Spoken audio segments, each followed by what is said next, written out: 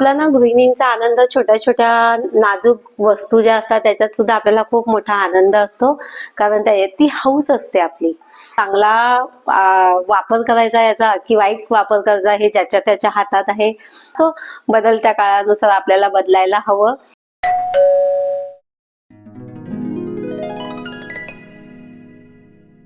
नमस्ते, जय श्री कृष्णा. मी सुरेखा. आजच्या या व्हिडिओमध्ये तुमचं सर्वांचं स्वागत आहे. आणि आजचा दिवस तुम्हाला सर्वांना सुखाचा, समाधानाचा जाऊ देत, तुमच्या मनोकामना पूर्ण होऊ देत अशी परमेश्वर चरणी मी प्रार्थना करते. आजच्या व्हिडिओला आपण सुरुवात करूया. आजचा जो व्हिडिओ आहे तो अतिशय सिंपल आहे. दैनंदिन जीवनावरच आपला जे आहेत तेच आहे. आणि माझं कसं असतं, मी बाजारात एक गोष्ट वस्तू घेण्यासाठी जाते, एखादी वस्तू घेण्यासाठी जाते आणि जाताना मी ह्या दुकान बघ, ते दुकान बघ, हे काही नवीन आलंय, ते काही नवीन आलं, हे बघण्याच्या नादात ना मी बाजारामध्ये काय घ्यायला आली होती हेच मी विसरून जाते आणि भलतं सलतं शॉपिंग करून घेऊन येते. आणि मग घरी आल्यानंतर माझ्या लक्षात येतं की अरे, आपण हे आणण्यासाठी गेलो होतो पण ही गोष्ट आपण विसरलो. असं त्याला तुम्हाला दाखवते.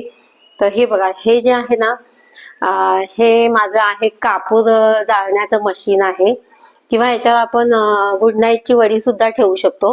पण मी खास कापूरसाठीच घेतलेलं आहे.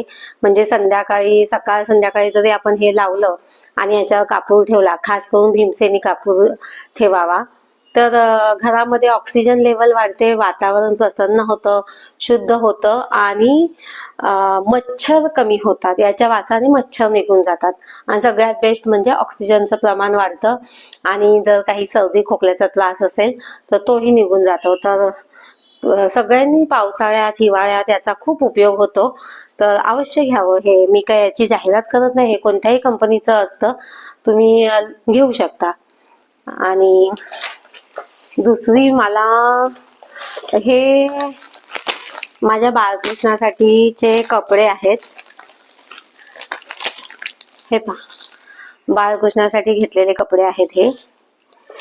आणि हे जे आहेत ते विठ्ठल रुक्मिणीसाठी आहेत. छोटी मूर्ती आहे विठ्ठल रुक्मिणीची, त्यासाठी घेतलेले वस्त्र आहेत. आणि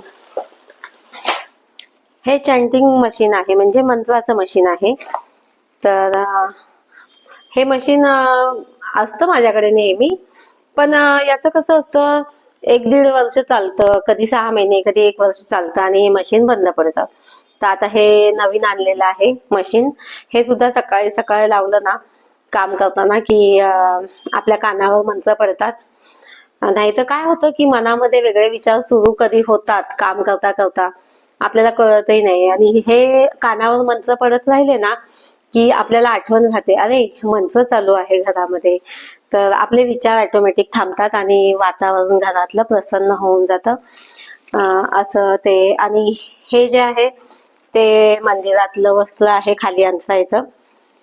यात मला अजून कलर हवे आहेत. मला जो कलर हवा होता तो त्यांच्याकडे नव्हता, हा एकच कलर मिळाला मला, म्हणून हा एकच घेतला मी सध्या. आणि हे जे आहे, ह्या विठ्ठल रुक्मिणीसाठी छोट्याशा माळा आहेत. छान आहे तुला हे असं छोटं छोटं पाहिलं ना की आपल्याला महिलांना कसं खूप आवडतं की नाही, अशा छोट्या छोट्या विणकाम केलेल्या वस्तू. खरं तर काय झालं माहिती आहे का, मोबाईलच्या आधी ना मी खूप विणकाम केलेलं आहे.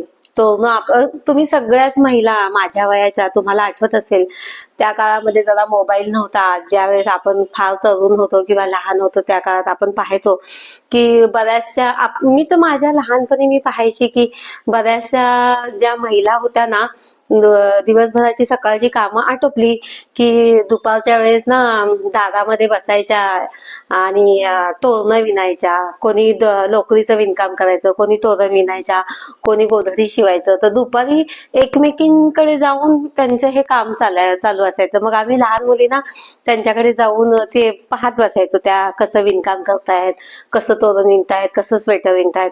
आणि मी सुद्धा नंतर केलेली आहे लग्नानंतर हे आवडीने विणकाम सगळं.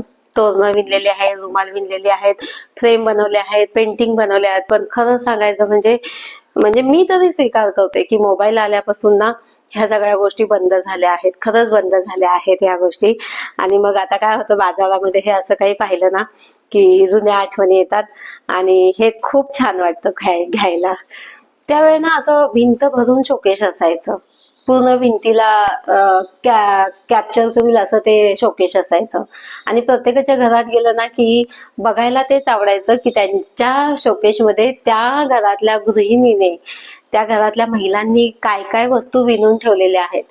तर ती एक छान मजा असायची. आणि त्या वेळेस ना निम्म शोकेश तर तो त्यांनी केलेल्या विणकामाच्या वस्तूंनीच भरून जायचं. त्यातच प्रत्येक गृहिणीची एक कला कुसर त्यात दिसायची. मला आठवते पॅराशूटच्या तेलाच्या बाटल्या असायच्या, त्या बाटल्यांचं अननस विणायचो, चांगले त्याला हिरवे तुरे लावायचे वरून. परत मोत्याची मांजर, मोत्याचा पुतळा, मोत्याच्या बाहुल्या, शिंपल्याच्या बाहुल्या बनवल्या जायच्या. परत स्ट्रॉ असायचे ज्याने आपण सरबत पितो, त्या स्ट्रॉ पासून पडदे बनवायचे, तोरण बनवायचे. त्याचे स्ट्रॉचे समोसे सुद्धा बनवून त्याची तोरणं बनवलेली आहेत. त्या स्ट्रॉ पासून अनेक विविध प्रकारचे शो पीस बनवले जायचे. नाणी असायच्या, पैशाचे नाणे, त्याच्यापासून जहाज बनवणं, एखादं घर बंगला बनवणं. तर आणि हे कापूर आहे. आणि ही एक वस्तू आहे जी मला खूप दिवसांपासून हवी होती. हा छोटासा पाट आहे. हा छोटासा पाट कशासाठी आहे तो मी तुम्हाला नक्की दाखवेल. खूप आवश्यक होता मला हा पाट. आणि मी खूप दिवसांपासून शोधत होती की छोटा पाट मला कुठे मिळेल.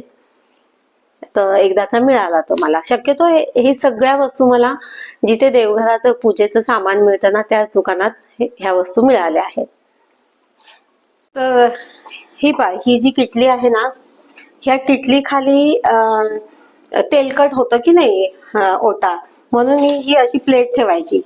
पण ही प्लेट सुद्धा काय होतं, किटली उचलली की प्लेट चिटकून येते. मग आणि प्लेट सुद्धा तेलकट होऊन जायची, तर ती घासावी लागायची. मग मी आता हा छोटासा पाटा आणलेला आहे आणि मला आवडतो हा पाटा खूप. लहानपणी मी भातुकली खेळायची ना, त्याच्यामुळे अशा छोट्या छोट्या वस्तू मला आवडतात. तर ही किटली ह्या पाट्यावर ठेवायची आहे. लाकडी असल्यामुळे काय होतं की किटली याला तेल जरी थोडं चिकटलं तरी किटली पाटाला चिकटणार नाही. आणि हा पाटा जरी तेलाने भरला, थोडस तेलाने चिकट झाला, तर याला आपण थोडा जरी साबण लावला आणि पुसला तरी हे लगेच स्वच्छ निघतं. म्हणजे आधी वापरलेलं आहे हे, म्हणून मी हे पुन्हा आणलं. तर मला हे छान वाटलं किटली ठेवण्यासाठी आणि छान दिसतं त्याच्यावर.